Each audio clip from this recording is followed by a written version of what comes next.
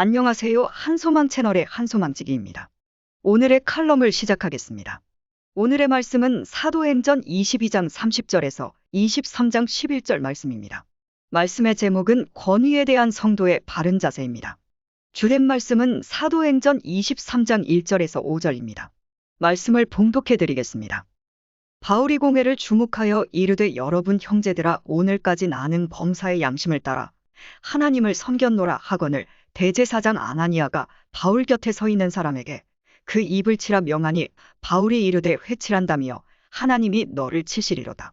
내가 나를 율법대로 심판한다고 앉아서 율법을 어기고 나를 치라 하느냐 하니 곁에 선 사람들이 말하되 하나님의 대제사장을 내가 욕하느냐.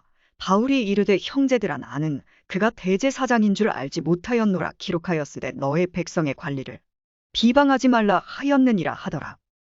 바울은 공회에서 자신이 이제까지 양심을 따라 하나님을 섬겼다고 증언했습니다. 그러자 대제사장 아나니아가 바울의 입을 치라고 명합니다. 이에 바울은 그를 회칠한담이라고 일컬으며 그의 불법한 행위를 비난합니다. 정당한 사유 없이 사람을 치라고 명한 것이 율법에 어긋난 행위였기 때문입니다. 그러자 옆에 있던 사람이 대제사장을 모욕했다며 바울을 질책합니다.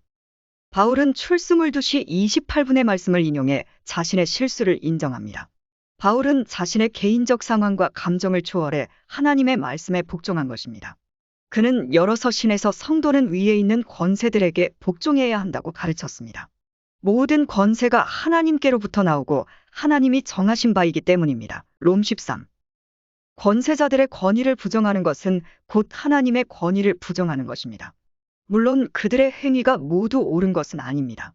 그러나 하나님의 뜻에 반한 것이 아닌 이상 성도는 법을 집행하는 자들의 권위를 인정해야 합니다. 모든 제도는 하나님이 세우셨기 때문입니다. 다윗은 자신을 죽이려고 추격하는 사울왕을 2번이나 죽일 기회가 있었지만 그를 죽이지 않았습니다. 하나님이 기름 부어 세우신 왕의 근본적 권위를 인정했기 때문입니다.